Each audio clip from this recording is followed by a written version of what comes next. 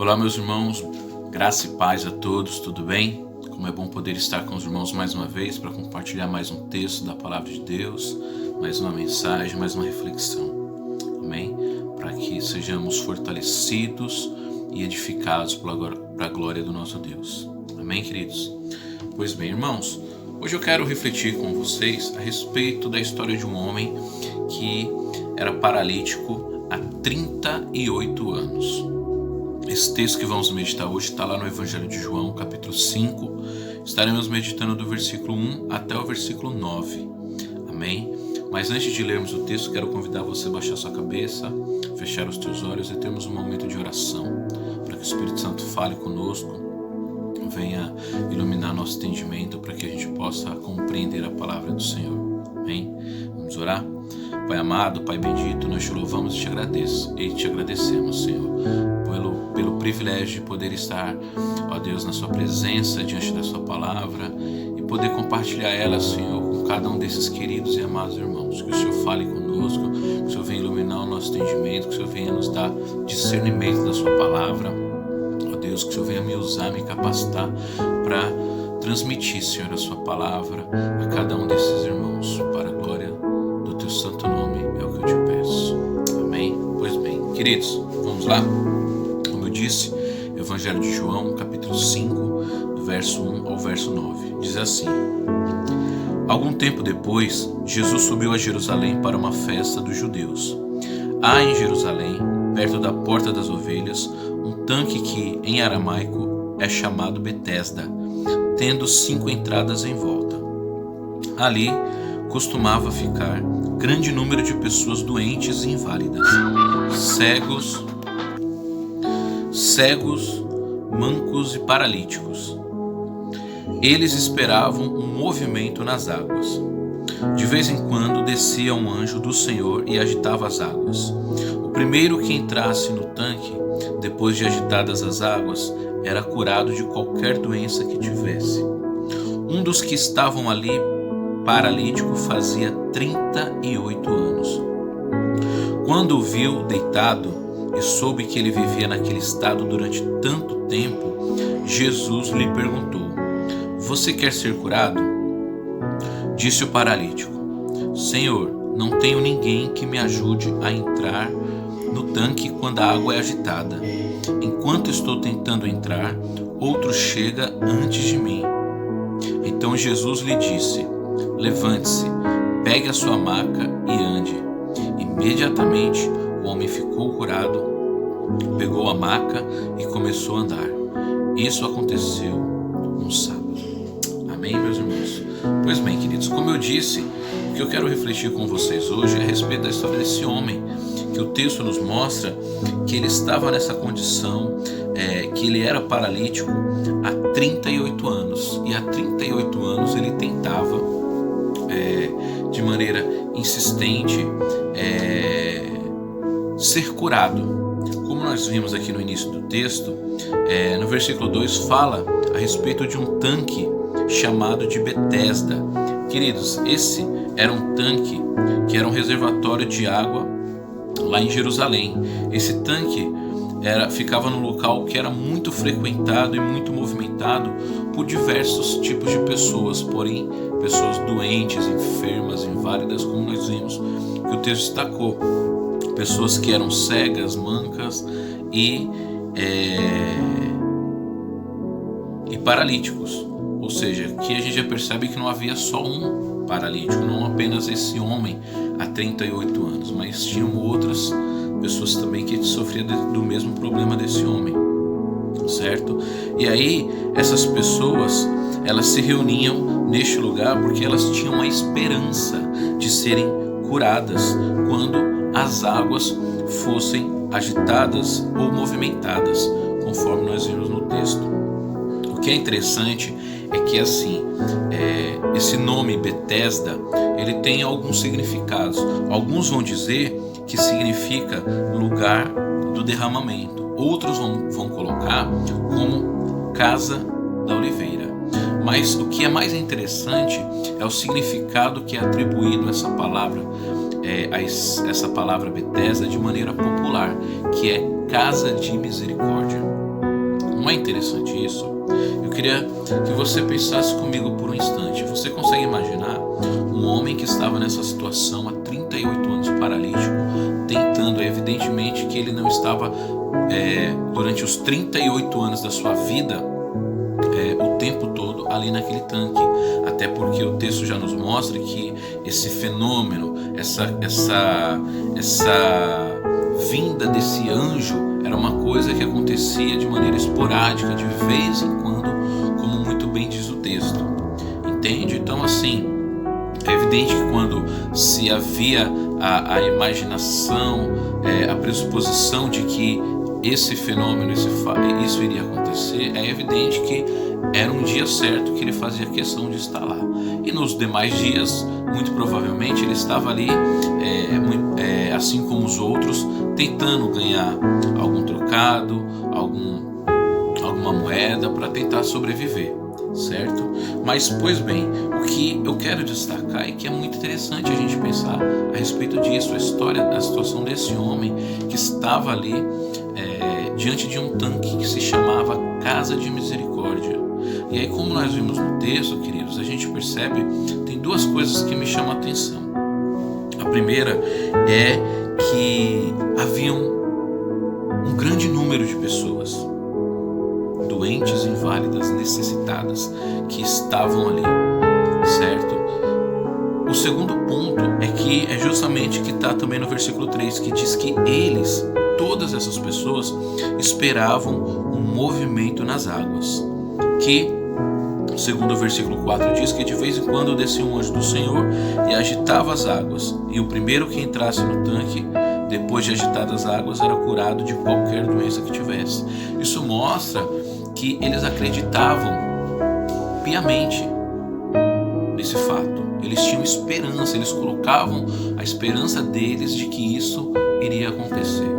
E por que eu quero refletir a respeito disso, queridos? Porque veja só, a gente percebe que durante 38 anos este homem tentava muito bem conseguir alcançar o seu milagre, a sua cura, e ele não consegue. Mas como nós vimos aqui no texto, queridos, a partir do momento que Jesus entra em cena, mesmo esse homem tendo estado durante 38 anos tentando um milagre no lugar tido como Casa de Misericórdia, a gente percebe que o que menos foi visto ali, pelo menos na história deste homem, foi misericórdia. Mas o texto nos mostra, queridos, que quando ele teve um encontro, que quando Jesus entra em cena e vê ele, sabe da situação dele, Jesus se comove. E Jesus oferece para ele algo que em instantes poderia mudar a vida dele. Algo que levou 38 anos ele havia não conseguido. Que ele não havia conseguido. Entende? Então, por que eu quero refletir com você a respeito desse texto?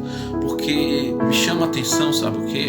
É que esse texto, essa história, essa situação me faz pensar no perigo de viver na dependência, queridos, de certos movimentos e certas agitações espirituais. Entende o que eu quero dizer? Me chama a atenção porque me faz pensar naquelas pessoas que só vão para a igreja atrás de algum tipo de movimento milagroso.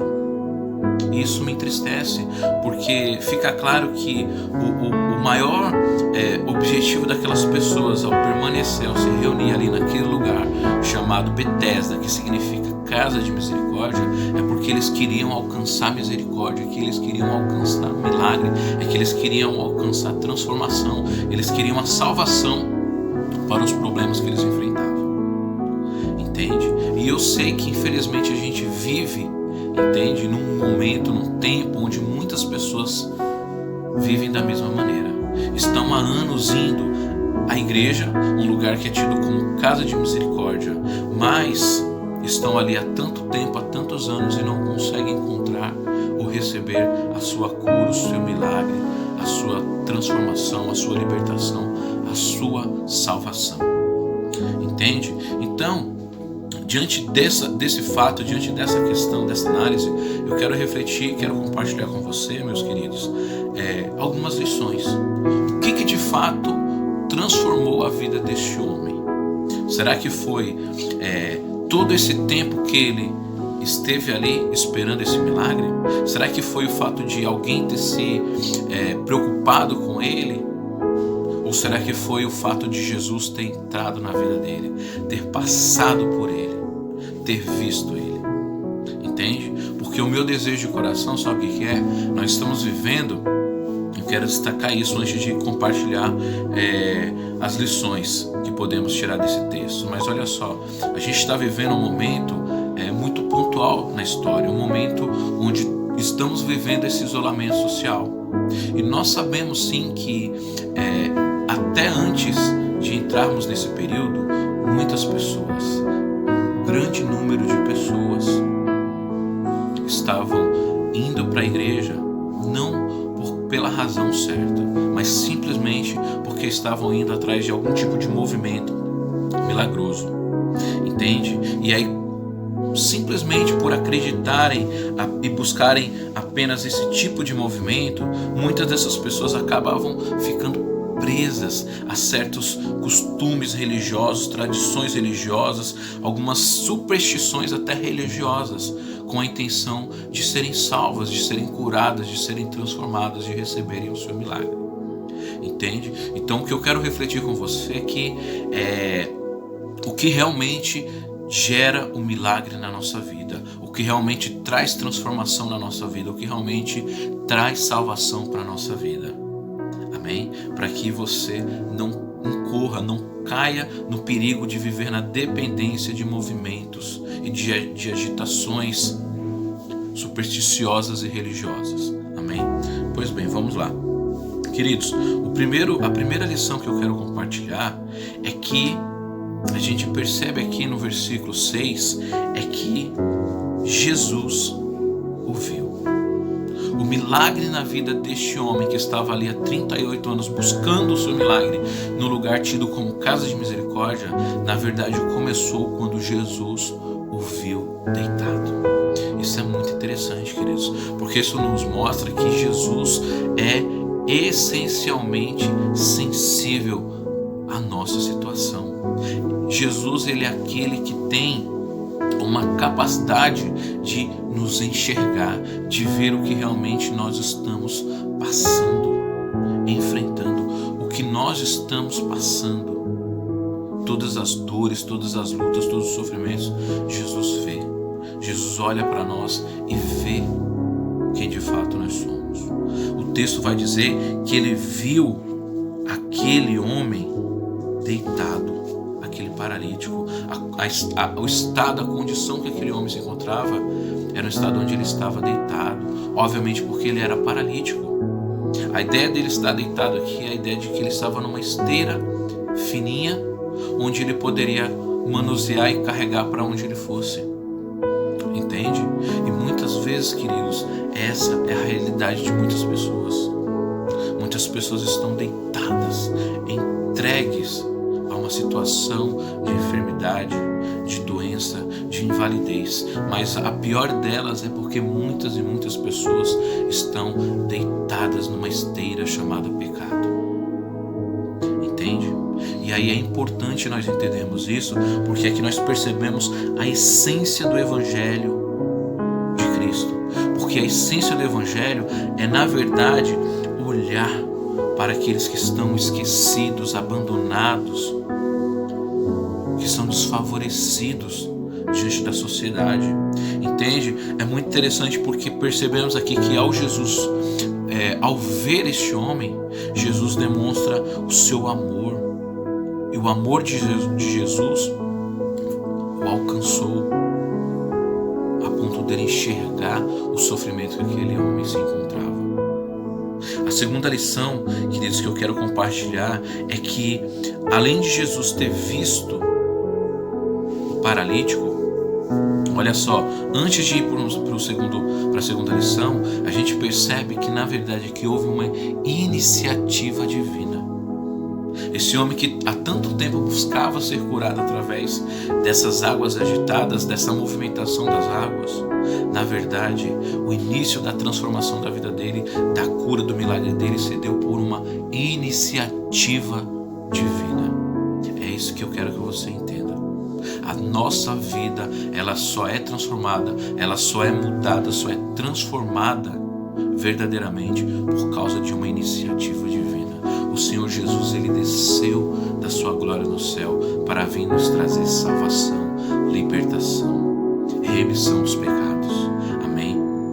A segunda lição, como eu ia dizer, é que além de Jesus ter visto o paralítico e ter tido a iniciativa divina de ir até ele, de ver ele, de enxergar ele, Jesus soube do estado que ele vivia. A parte B do versículo 6 diz assim: e soube que ele vivia naquele estado durante tanto tempo. Jesus lhe perguntou: você quer ser curado? A segunda lição, queridos, é que além de ter havido na vida deste homem paralítico uma iniciativa divina, houve uma compaixão divina. O versículo diz que Jesus soube do estado que aquele homem vivia. Isso mostra o quanto Jesus, ele teve empatia, teve interesse e foi atraído pelo estado que aquele homem vivia, a ponto de lhe oferecer algo. Sabe o que me chama a atenção? Sabe por que a gente consegue enxergar aqui uma compaixão divina? É porque o versículo 7, o versículo a seguir vai nos dizer, quando Jesus pergunta para ele, o paralítico vai responder assim: Senhor, não tenho ninguém que me ajude a entrar no tanque quando a água é agitada. Aí ele diz mais, ele diz assim: enquanto estou tentando entrar, outro chega atrás de mim. Irmãos, preste atenção no que eu vou te falar. Essa realidade que este homem viveu é muito comum nos nossos dias. Acontece por diversas vezes. Muitas vezes nós estamos, entende, também com problemas, passando por situações difíceis, enfermidades, doenças, por todo tipo de problema. Mas o grande problema é esse, é que muitas vezes nós estamos sofrendo, nós estamos no mesmo barco da luta, da adversidade, da dificuldade, mas não demonstramos nenhum tipo de compaixão para com o nosso próximo. Nós preferimos, aliás, nos preocupar conosco mesmo do que demonstrar compaixão. Isso é muito triste, queridos, porque mostra que muitas vezes todos nós estamos diante de um lugar que se chama casa de misericórdia, mas não estamos nem aí uns para com os outros.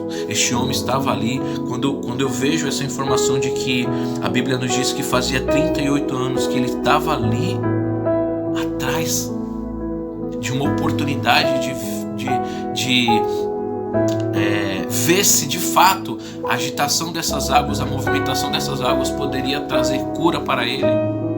É porque, preste atenção, é porque com certeza ele era, se não o que estava ali há muito mais tempo, ele era um dos que mais estava ali.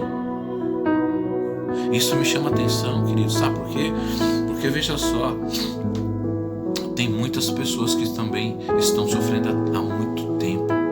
Mas aqui na história deste homem paralítico, a gente percebe que durante 38 anos ninguém se ofereceu para ajudar, ninguém demonstrou um afeto, uma afeição, uma empatia, um desejo de querer, de nem no mínimo respeitar o tempo que ali ele estava.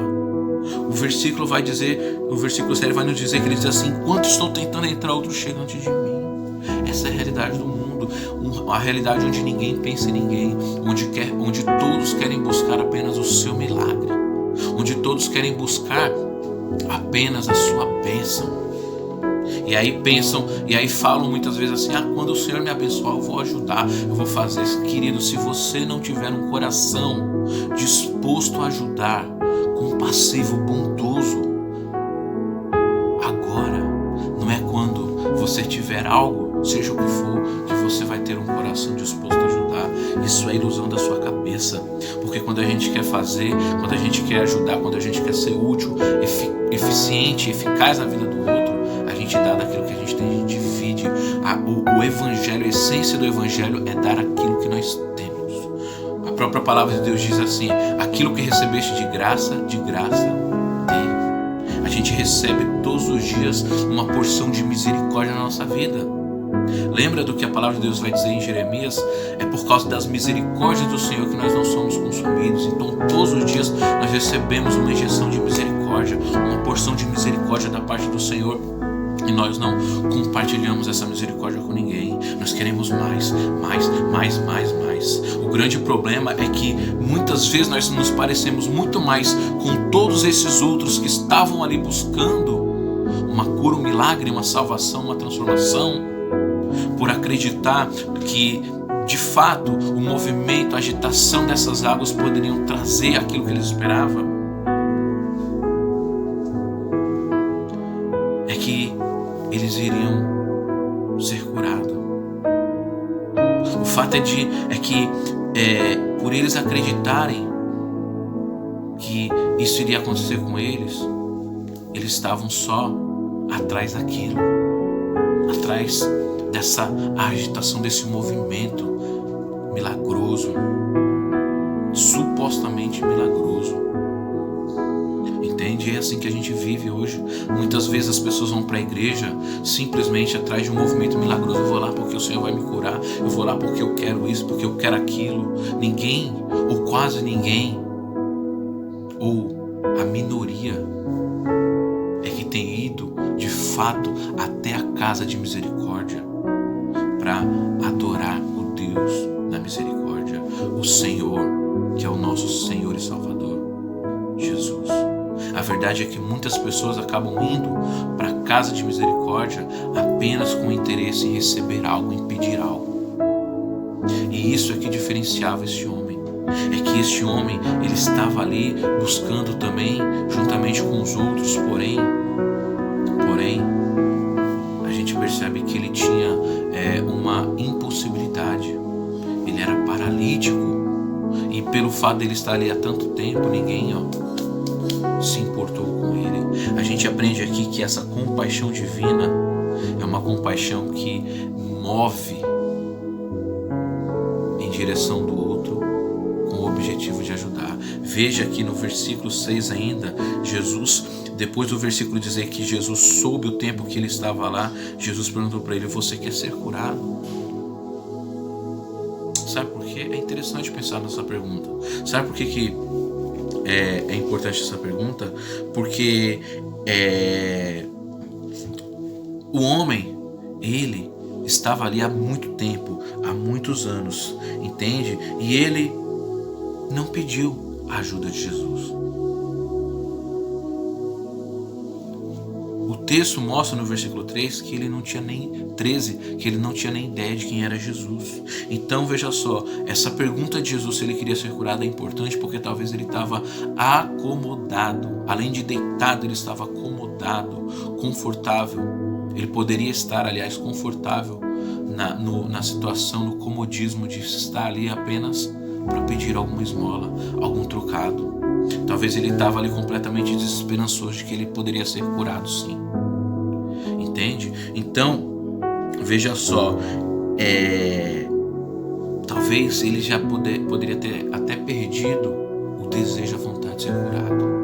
E muitas vezes é assim que as pessoas vivem. As pessoas deixaram de se tornar cristãs, discípulas de Cristo, para se tornarem igrejadas, religiosas, pessoas muito mais presas à espera de um movimento milagroso, buscando acreditar, colocando a sua fé em superstições religiosas, do que de fato crer que Jesus é que tem poder para curar, transformar, libertar e salvar. E o objetivo da minha mensagem para você neste dia é esse: é que você entenda que por mais que você vá a um lugar chamado Casa de Misericórdia, talvez você não encontre misericórdia. Talvez você vai se deparar com a realidade onde todos que estão ali também estão procurando a mesma coisa que você, seja cura, milagre, transformação, salvação. Então, o objetivo é que eu e você possamos entender que a verdadeira misericórdia, ela vem do Senhor Jesus. Amém?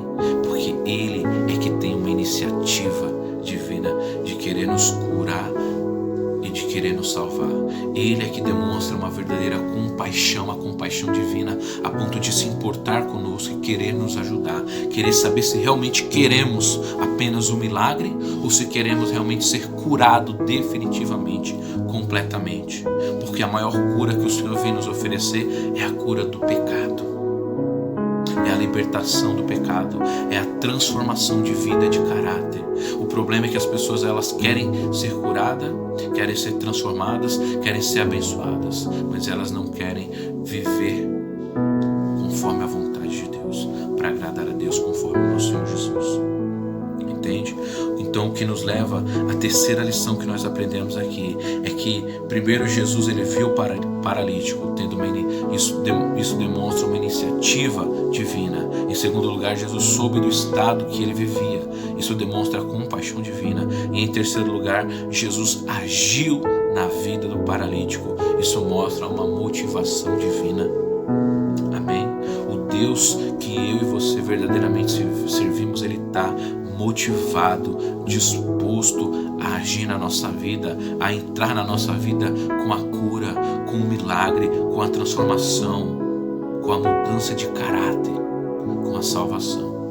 Eu e você precisamos decidir se nós queremos verdadeiramente o Pai das misericórdias, o Deus das misericórdias, ou se nós queremos apenas ficar presos a um lugar tido como casa de misericórdia. Eu trago essa mensagem, essa reflexão para você, sabe por quê, queridos? Porque hoje nós estamos vivendo um tempo onde nós estamos impedidos, nós estamos como esse paralítico, impedidos de ir até a igreja, templo.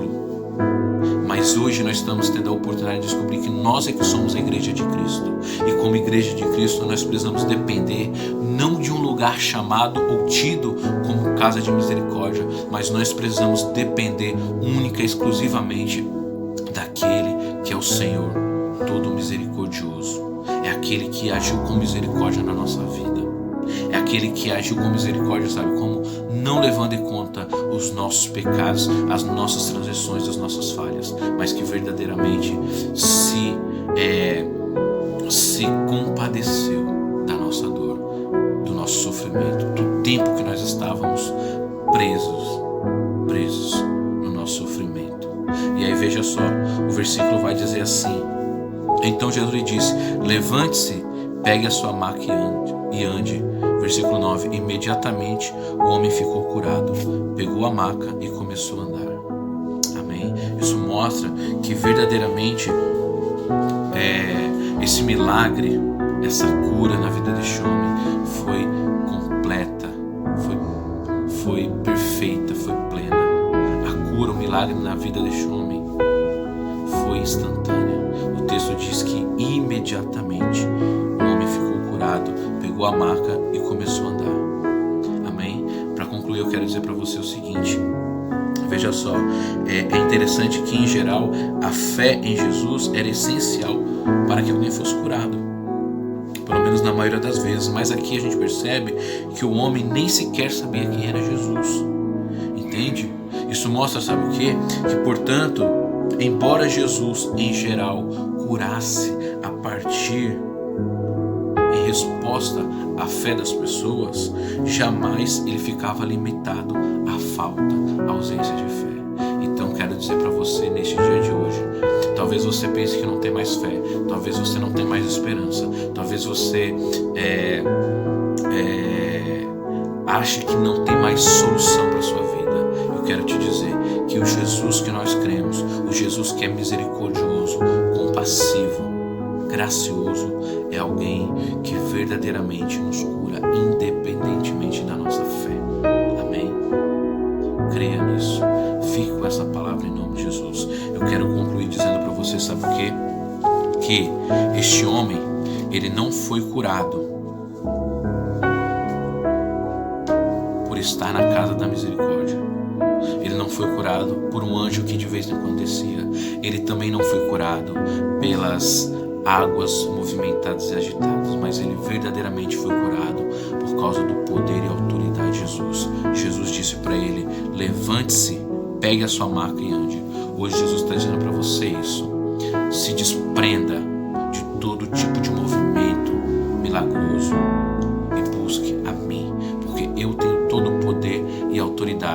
para mudar a sua vida, para curar a sua vida, para transformar a sua vida.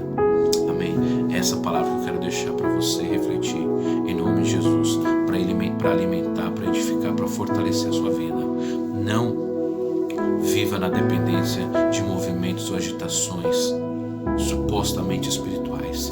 Viva da misericórdia, da compaixão de Deus. Ele que verdadeiramente é o lugar que nós podemos ir e encontrar misericórdia. Amém? Deus abençoe a sua vida. Deus te dê uma semana abençoada para a glória dele mesmo, do nosso Senhor Jesus. Amém?